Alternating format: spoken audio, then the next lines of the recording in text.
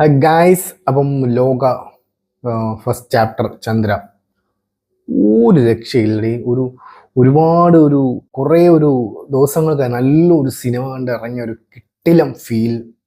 Director എല്ലാവരും, all the film crew members എനിക്ക് തന്നു.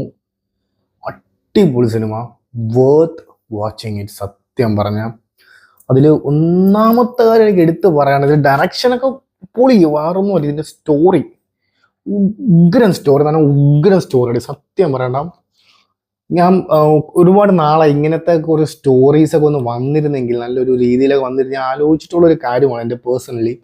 പക്ഷെ അത് ഗംഭീരമായിട്ട് അങ്ങനെ അത് എടുത്ത് തന്ന് നമുക്ക് നമ്മുടെ മുന്നിൽ അത് പ്രസന്റ് ചെയ്ത് തന്നിട്ടുണ്ട്. അത് മാത്രം ഉണ്ട് ഇതിൻ്റെ സ്റ്റോറിയെ പറ്റി പറയാനായിട്ട്. കിട്ടില്ല സ്റ്റോറി ആയിരുന്നു. ഇവിടെയാണ് നമുക്ക് മലയാളം ഇൻഡസ്ട്രിക്ക് പ്രൗഡ് ചെയ്യാൻ പറ്റുന്നൊരു മൂമെന്റ്, ഒരു പ്രൗഡ് മൊമെന്റ് എന്ന് തന്നെ പറയാം ഉറപ്പായിട്ടും. ഇവിടെയാണ് മലയാള സിനിമ പിടിച്ച് നിൽക്കുന്നത്. അല്ലാതെ ചുമ്മാ കുറേ റൊമാൻസും മറ്റതും മറിച്ച ഇതൊന്നും അല്ല കാര്യം. ഒരു കിലം സ്റ്റോറി, നമ്മളെ പിടിച്ചിരുത്തുന്ന സ്റ്റോറി. അതൊരു 6 or 7, ഇത് ഈ സിനിമയ്ക്ക് ഒരു 6 പാർട്ടുണ്ട്. ഈ ഒരു 10 പാർട്ടുണ്ടെങ്കിലും ആ ഒരു സ്റ്റോറി ഡിമാൻഡ് ചെയ്യും എങ്ങനെയുണ്ട് പടം, അല്ലെങ്കിൽ ബാക്കി കാര്യങ്ങൾ എങ്ങനെ വരും എന്നുള്ള കാര്യം. അത് സ്റ്റോറിയാണ് മെയിൻ, അതിൻ്റെ റൂട്ട് സംഭവം സ്റ്റോറിയാണ്. അത് തീരുമാനിക്കും ബാക്കി എന്തും. അതിലത്തെ story written by story and director Dominic Arun. ഒരു രക്ഷയില്ല മാൻ. ഹാറ്റ്സ് ഓഫ് മീൻസ് പക്ക ഹാറ്റ്സ് ഓഫ്. ഒരു രക്ഷയില്ല. വൈബ് ഓടാം. ഞാൻ ഒരുപാട് ആലോചിച്ചു, കല്യാണി പ്രദേശം കൊണ്ട് ഇത് പുൾ ഓഫ് ചെയ്യാൻ പറ്റുമോ എന്ന്.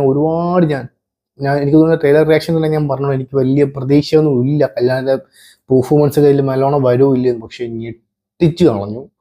ഉഗ്രം പെർഫോമൻസ് ആയിരുന്നു. ഒരു ലാഗ് അടിക്കുന്ന ഒരു സീനോ, അനാവശ്യ ഒരു കോമഡിയോ, അങ്ങനെ ഒരു പുല്ലില്ല. ടേ ടേ ടേ എന്നങ്ങ് പടത്തിലോട്ട് ഇറങ്ങി. ഞാൻ വിചാരിച്ചു ഫ്ലാഷ് ബാക്കിലൊക്കെ കൊണ്ട് നശിപ്പിക്കൂ, ഓവറാക്കൂ. ഫ്ലാഷ് ബാക്കൊക്കെ ഉഗ്രം സാധനം. നമ്മളെ കൺവിൻസിങ് ആയ ഒരു സ്റ്റോറി, പക്കാ കൺവിൻസിങ് ആയിട്ടുള്ള ഒരു സ്റ്റോറി. അത് വ്യക്തമായിട്ട് നമ്മളെ മുന്നിൽ കാണിച്ചു തരികയും ബാക്ക്ഗ്രൗണ്ട് സ്കോറിലായാലും സിനിമാറ്റോഗ്രഫി ആയാലും എല്ലാത്തിലും എല്ലാവർക്കും ഒരു ബിഗ് ഹാറ്റ്സ് ഓഫ് കൊടുത്തേ പറ്റുള്ളൂ. സിനിമാറ്റോഗ്രഫി ഒക്കെ ഉഗ്രം വർക്കാണ്. എഡിറ്റിംഗ് ഒക്കെ ചില്ലറ പണിയല്ല എടുത്തിട്ടുള്ള, നല്ല പണി എടുത്തിട്ടുള്ള കാര്യം ഈ പടം കണ്ടാൽ നമുക്ക് മനസ്സിലാവും. അത്രത്തോളം അവർ ഈ സിനിമയ്ക്ക് വേണ്ടി പട്ടിപ്പണി എടുത്തിട്ടുണ്ട് കിടിലമായിട്ട്. പിന്നെ അടുത്ത ഈ പടത്തിന് നെടുന്തൂണം പറഞ്ഞത് ദുൽഖർ. പുള്ളിയാണ് ഈ പടം പ്രൊഡ്യൂസ് ചെയ്യുന്നത്. പുള്ളിനെ സത്യം പറഞ്ഞാൽ സമ്മതിക്കണം. ഇങ്ങനത്തെ ഒക്കെ കുറെ സിനിമകൾ പുള്ളിക്കാർ അറിഞ്ഞ് അത് നമ്മുടെ മുന്നിൽ കൊണ്ടുവരുമ്പോൾ നമുക്കൊരു പ്രൗഡ് മൊമെന്റ് ആണ്. സത്യം പറഞ്ഞു കഴിഞ്ഞാൽ really proud and respect to DQ, Dulquer Salmaan. നിങ്ങൾ വേറെ ലെവൽ, പൊളി സെറ്റ്. കാരണം ഇത്രയും യൂണിവേഴ്സ്, ഞാൻ വരാമണ 5 സിനിമകൾ ഇനി നിങ്ങളുടെ യൂണിവേഴ്സ് നിങ്ങളുടെ പേരിൽ അറിയപ്പെടും. അത് നിങ്ങളെടുത്ത ഒരു എന്താ പറയാ, ഒരു റിസ്ക് തന്നെയാണ്. ഇത് എങ്ങനെ വരും, പക്ഷെ നിങ്ങൾ ആ റിസ്ക് എടുത്തതിൽ ഒരു ബ്രില്യൻ ഡയറക്ടറിനെ കിട്ടി, നല്ലൊരു സ്റ്റോറി റൈറ്ററും. രണ്ടും നിങ്ങൾ തന്നെയാണ്. നിങ്ങൾക്ക് ഒരു മലയാളം ഇൻഡസ്ട്രിക്ക് ഒരു തങ്കം തന്നെയാണ് ഡൊമിനിക് അരുൺ എന്ന് പറയുന്ന ഈ വ്യക്തി. അടുത്തത് ഈ പടത്തിന്റെ BGM score and music, Jakes Bijoy. എൻ്റെ അമ്മ എറിച്ചോ കിട്ടിലും ബാക്ക്ഗ്രൗണ്ട് സ്കോർ ആയിരുന്നു. ബാക്ക്ഗ്രൗണ്ട് സ്കോറൊക്കെ ഞാൻ വെച്ചാൽ ഇത് ഏത് ഭാഷയെ ഞാൻ ഇടയ്ക്ക് ഇത് തെലുഗു സിനിമയാണെന്നൊക്കെ വിചാരിച്ചിട്ടുണ്ട് ബാക്ക്ഗ്രൗണ്ട് സ്കോർ. പക്ഷേ ഉഗ്രൻ ബാക്ക്ഗ്രൗണ്ട് സ്കോർ ആയിരുന്നു. അവിടെ ആ സീനിൽ വ്യക്തമായിട്ട് നല്ല മാസായിട്ട്, മാസായിട്ട് സ്കോറ് കറക്റ്റായിട്ട് കവർ ചെയ്ത് വെച്ചിട്ടുണ്ട്, കട്ടാമ്പേസ് ചെയ്ത് വെച്ചിട്ടുണ്ട്. അടിപൊളി ബാക്ക്ഗ്രൗണ്ട് സ്കോർ ആയിരുന്നു. പിന്നെ നെസ്ലിൻ ഉണ്ട്, സാൻഡിയൊക്കെ എന്ത് പെർഫോമൻസ് അറിയാം. ഞാൻ ലിയോയിൽ കണ്ടോ, ഞാൻ ഇതായിരിക്കും സാൻഡിയുടെ ഒരു മാക്സിമം. അതിൻ്റെ അപ്പുറം പുള്ളി ഇതിനകത്ത് എഫേർട്ട് ഇട്ടിട്ടുണ്ട് സാൻഡി. ഒരു രക്ഷയില്ല കേട്ടോ. പിന്നെ എല്ലാവർക്കും അവരുടേതായ വോയിസ് ഡബ് ചെയ്യാൻ കൊടുത്തതിന് ഒരുപാട് നന്ദിയുണ്ട്. അതിപ്പം സാൻഡിക്ക് ഇപ്പോൾ വേറൊരാളാണ് ഡബ് ചെയ്തിരുന്നത്. ഇത് മൊത്തവും പോയി, ആ പടത്തിന് തന്നെ ഇല്ലാണ്ടാക്കി പോയ. സത്യം പറഞ്ഞേക്കണതിന് അതാണ്.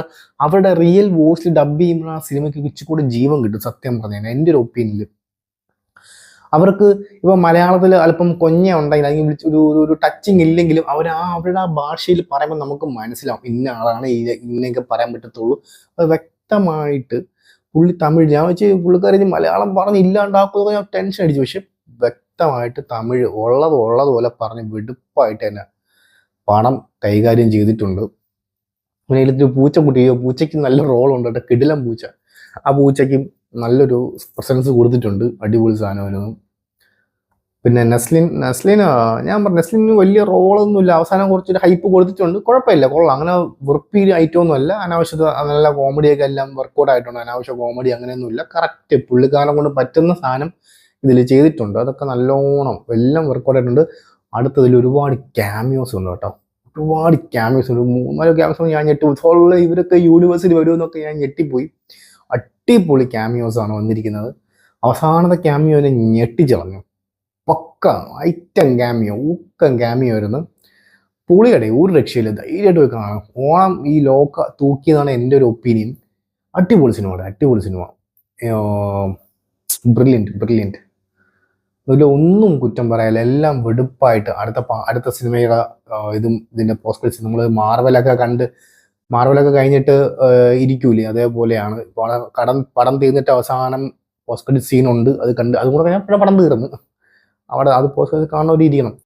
നമുക്കൊരു മലയാളം ഇൻഡസ്ട്രി ഒരു മാർവൽ യൂണിവേഴ്സിനെ കിട്ടി എങ്ങനെയിരിക്കും, അതുപോലെ തന്നെയാണ് സത്യം പറഞ്ഞാൽ. ഞാൻ എല്ലായിടത്തും കണ്ടതാണ് മാർവൽ യൂണിവേഴ്സ് വെച്ച് കമ്പയർ. പിന്നെ എനിക്ക് മനസ്സിലായി ഇതാണ് സംഭവം. അതായത് ഇങ്ങനെയൊക്കെ വേണം ഒരു സിനിമ. നമ്മൾ മാർവൽ സിനിമ കാണാൻ നേരത്തെ നമ്മൾ ആ ടൈറ്റിൽ കാർഡൊക്കെ ഇങ്ങനെ കണ്ടിരിക്കും. കാരണം അവസാനത്തെ ആ ഒരു 30 സെക്കൻഡ് സീനായാലും അതിനൊരു ഇമ്പോർട്ടൻസ് നമ്മൾ കൊടുക്കുന്നുണ്ട്. അതേപോലെ തന്നെ അടുത്ത് എന്താണെന്നുള്ള കാര്യം ഇത് ലാസ്റ്റ് ഒരു 40 സെക്കൻഡ് സംതിങ് ഒരു സീനുണ്ട്, സംതിങ് അല്ല ഒരു ഉഗ്രൻ സാധനമുണ്ട്.